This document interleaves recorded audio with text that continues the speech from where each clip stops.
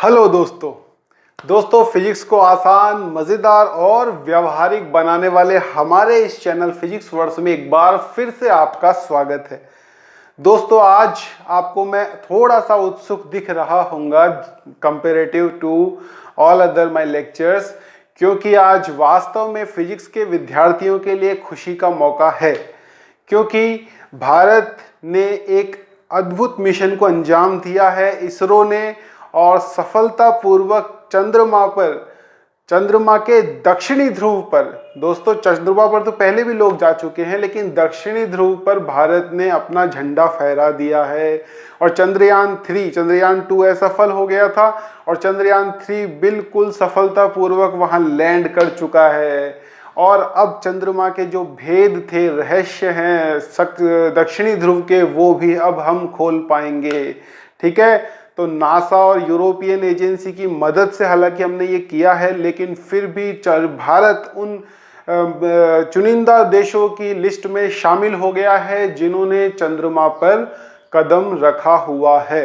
ठीक है, तो फिजिक्स के लोगों के लिए ये डेफिनेटली बहुत खुशी का विषय है, क्योंकि इसमें एक हाई लेवल की फिजिक्स इन्वॉल्व है। ठीक है, इंजीनियरिंग तो है ही, लेकिन फिजिक्स जो है वो हर जगह इन्वॉल्व है। और चंद्रयान की सफलता के लिए हम आपको एक बार फिर से बधाई देते हैं और कंटिन्यू करते हैं हमारे चैप्टर को, जिसका नाम है दोस्तों इलेक्ट्रोस्टैटिक पोटेंशियल और कैपेसिटेंस। यहाँ हमने आपको थोड़ा सा स्टार्ट कर दिया था, जहाँ हमने आपको पोटेंशियल के बारे में बता दिया था, इंट्रोडक्शन दे दिया था उसका, और एट ए पॉइंट किसी चार्ज से eight a point r distance पर इलेक्ट्रोस्टैटिक पोटेंशियल की वैल्यू क्या होती है, kq/r। ये एक स्केलर क्वांटिटी है, इसको एल्जेब्रिकली आप कैसे भी जोड़ सकते हैं बिना वेक्टर को कंसीडर करें। ये बहुत अच्छी बात है, बहुत ही सुकून देने वाली बात होती है।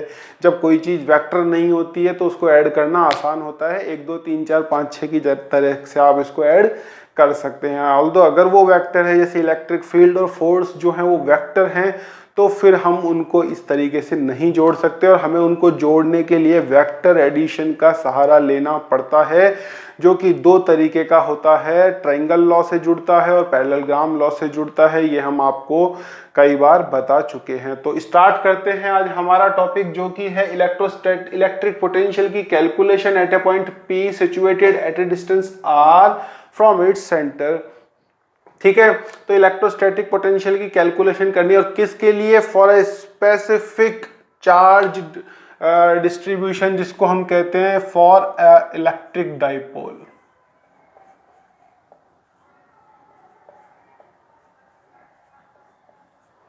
अब दोस्तों ये क्या चीज है, ये आपने फर्स्ट लेक्चर में भी पढ़ा हुआ है। इलेक्ट्रिक डाइपोल की वजह से आपने देखा था, आपने इलेक्ट्रिक फील्ड की कैलकुलेशन की थी, और अब हम करेंगे इलेक्ट्रिक पोटेंशियल की कैलकुलेशन। तो दोस्तों इलेक्ट्रिक डाइपोल जो है वो क्या चीज होती है? इलेक्ट्रिक डाइपोल दोस्तों दो चार्जेस का एक सिस्टम है, और वो 2 चार्जेस मैग्नीट्यूड में इक्वल होने चाहिए और अपोजिट होने चाहिए। तो अपोजिट का मतलब है कि एक चार्ज प्लस होगा और एक चार्ज माइनस होने वाला है। ठीक है, तो equal and opposite charge separated by A distance कितनी भी हो सकती है, लेकिन हम उसे सिग्निफाई कर देते हैं कि वो 2a है। ऐसा इसलिए ताकि सेंटर से दोनों a डिस्टेंस पर हो जाए, और हमारी कैलकुलेशन जो लगभग सेंटर से ही की जाती है, यहाँ पर भी हम सेंटर से करेंगे तो वो थोड़ी सी आसान हो जाए। ठीक है, तो यहाँ पर भी हम इसी तरीके से करते हैं, हम एक इलेक्ट्रिक डाइपोल बनाते हैं। ये हो गया आपका इलेक्ट्रिक डाइपोल Q और -Q, 2 चार्जेस हैं, और दोनों एक दूसरे से 2a डिस्टेंस पर हैं, जो कि सेंटर यहाँ है। तो ये हो गया a और ये हो गया आपका a। ओके, ये हो गया a और ये हो गया आपका a। बहुत इंपॉर्टेंट है बोर्ड वाले विद्यार्थियों के लिए, और इम्पॉर्टेंट है नीट और जेई वालों के लिए, लेकिन उनको केवल फॉर्मूला पे ध्यान देना है, और जो बोर्ड वाले विद्यार्थी हैं, स्टूडेंट्स हैं, उनको इसके डेरिवेशन को ध्यान में रखना है। ठीक है, तो यहाँ हमने बना लिया है एक सिस्टम जिसको हम डाइपोल कह सकते हैं, और at a point P from it centre R। तो रैंडम पॉइंट ले लेते हैं हम, ताकि हम जो स्पेशल पॉइंट्स हैं उनको हम कैलकुलेट कर पाएँ। रैंडम पॉइंट्स जैसे हम एक जर्नल फार्मूला बना लेते हैं, उस जर्नल फार्मूले में हम कोई सी भी वैल्यू अगर रखेंगे तो हमें एक स्पेसिफिक पॉइंट डेफिनेटली मिल जाएगा। तो रैंडम पॉइंट हम यहाँ से लेते हैं एट ए डिस्टेंस r लेना है हमें फ्रॉम इट्स सेंटर, और वो पॉइंट है p, है ना, इसको p कर लीजिए। ठीक है, तो ये पॉइंट हो गया आपका यहां पर। अब ये पॉइंट अब हमारे पास में सीधा सा है दोस्तों, हमको पोटेंशियल पता करना है P पर। ध्यान देना कि पोटेंशियल एट P का केवल एक, किसी भी पॉइंट पर पोटेंशियल किसी चार्ज की वजह से कैलकुलेट करने का एक ही फॉर्मूला है कि यहां से यहां की डिस्टेंस आपको पता होनी चाहिए। तो हो जाएगा ये के क्यू अपॉन वो डिस्टेंस। तो लेट सपोज कि ये डिस्टेंस जो है ये r1 है,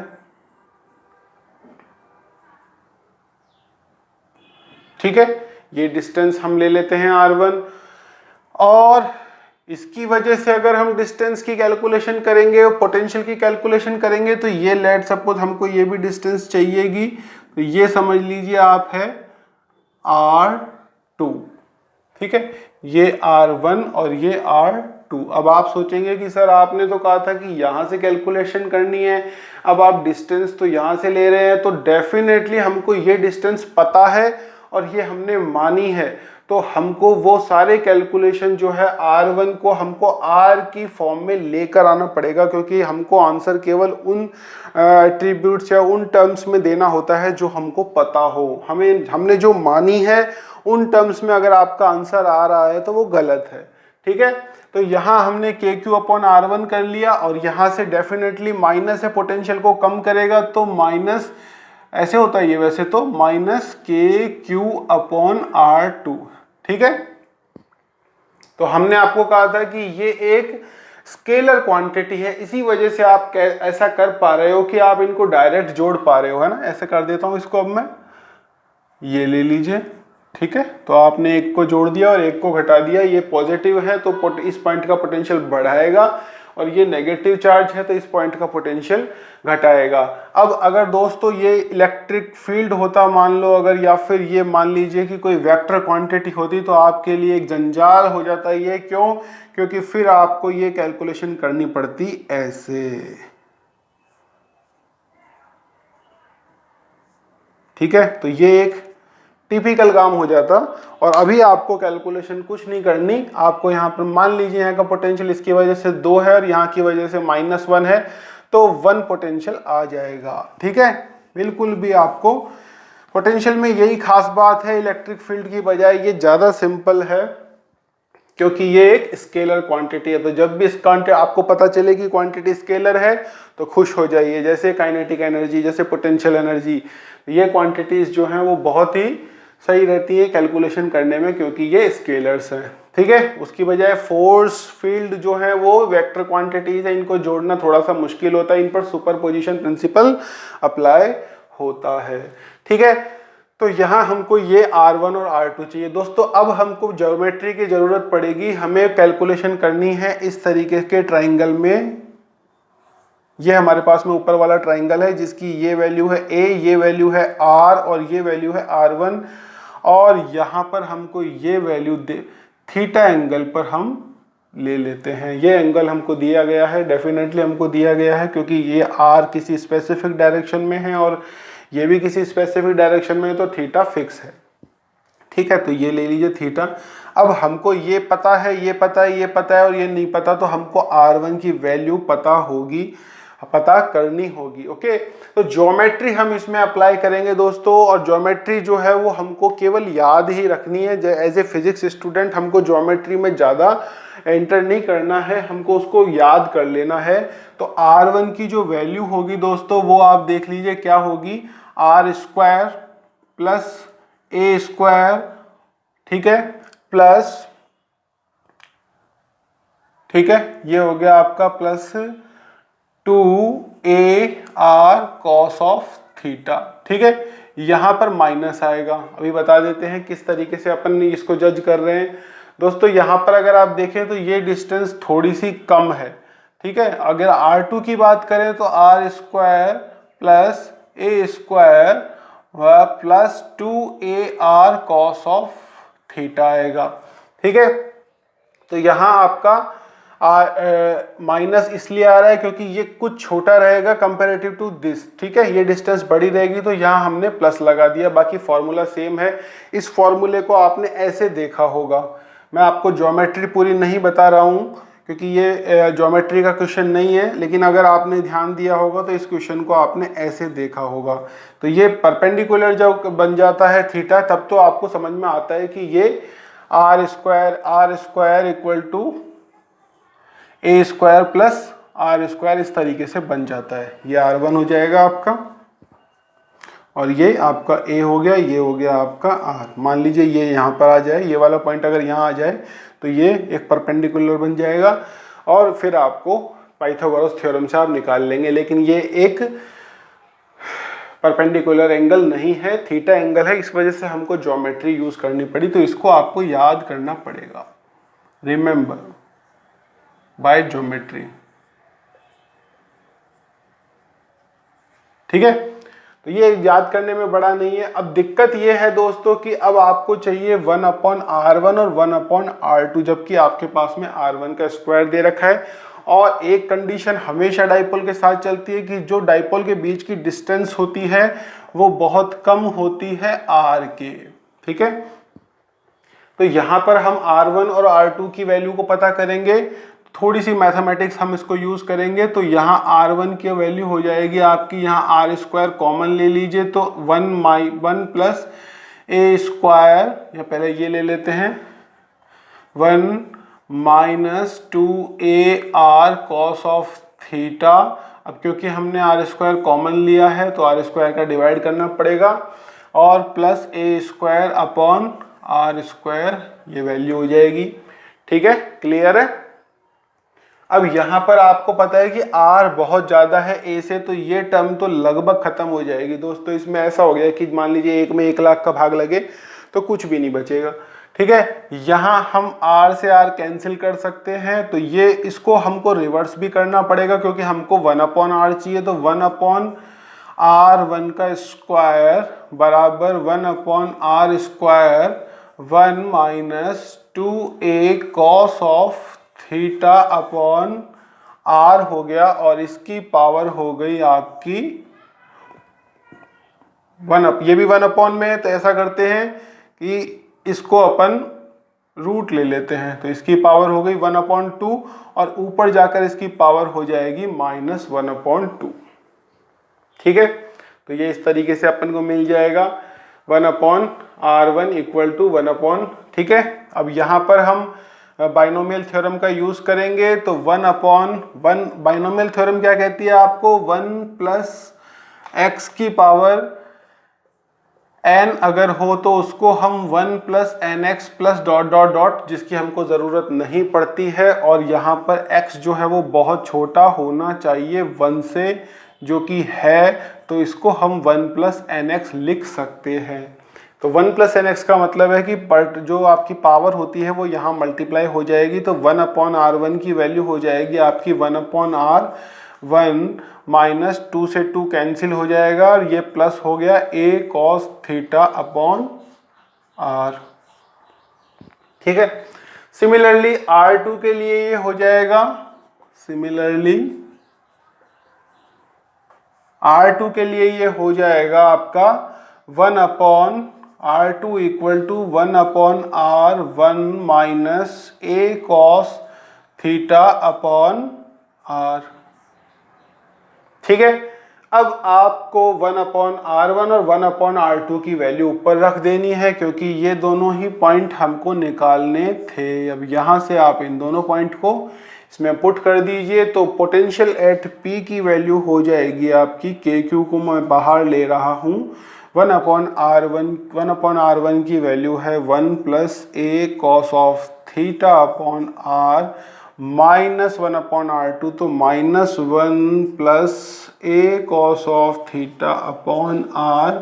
यहाँ 1 से 1 कैंसिल हो जाता है, ये ट्वाइस हो जाएगा, तो V एट P की वैल्यू हो जाएगी आपकी KQ 2A cos of theta upon are.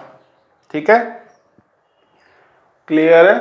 अच्छा, ये 1/r एक बाहर रह रहा है तो इसको भी कॉमन ही ले लेते हैं, तो ये हो जाएगा आर स्क्वायर।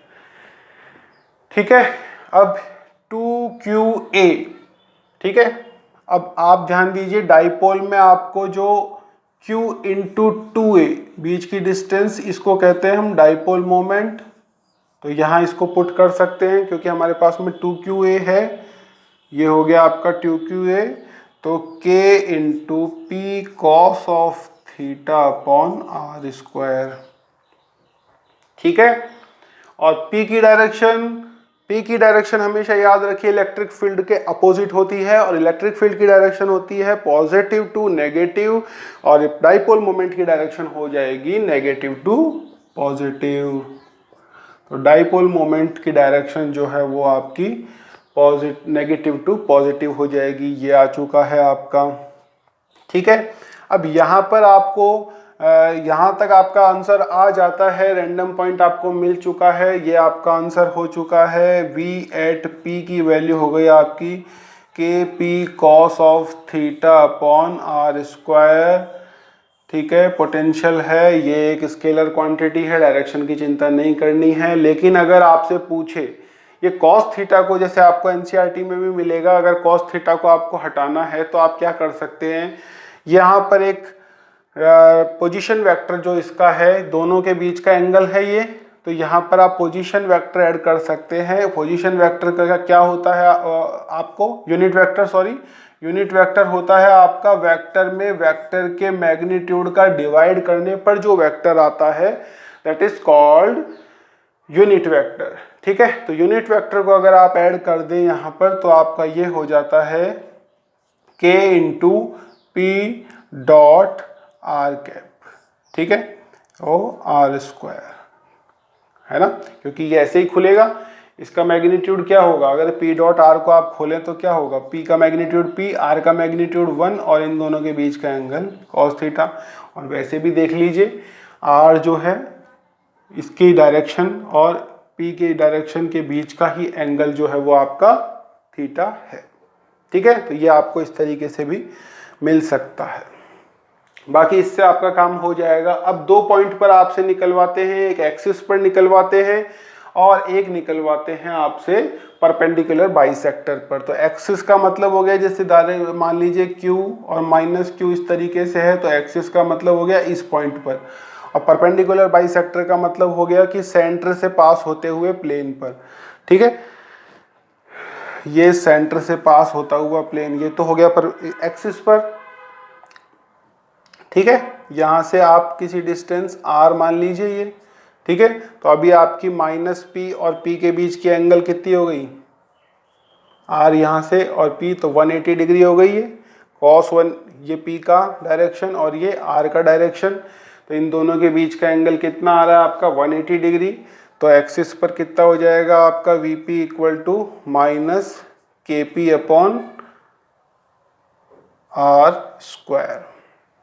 cos 180 मैंने लगा दिया है, cos 180 जिसकी वैल्यू -1 रख दी है मैंने। ठीक है, तो के पी अपॉन आर स्क्वायर।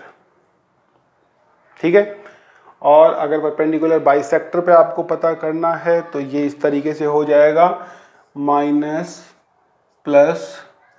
ठीक है, परपेंडिकुलर बाइसेक्टर, यहाँ से a यहाँ से r, तो यहाँ पर हो जाएगा आपका मैग्नीट्यूड की कैलकुलेशन करनी पड़ेगी, और डेफिनेटली कितना होना है ये देखिए, कॉस कितना है माइनस इधर, और सॉरी -2 प्लस है ना, p की वैल्यू -2 प्लस और r की इस तरफ, तो दोनों के बीच का एंगल 90 डिग्री, cos 90 0 हो जाएगा। तो एक्सिस पर अगर आप देखें पोटेंशियल एक्सिस, सॉरी ये हो गया आपका परपेंडिकुलर बाइसेक्टर और ये हो गया आपका एक्सिस। तो एक्सिस पोटेंशियल ये हो गया आपका cos 90 की वैल्यू कितनी हो गई आपकी 0, और ये हो जाएगा आपका के पी अपॉन आर स्क्वायर।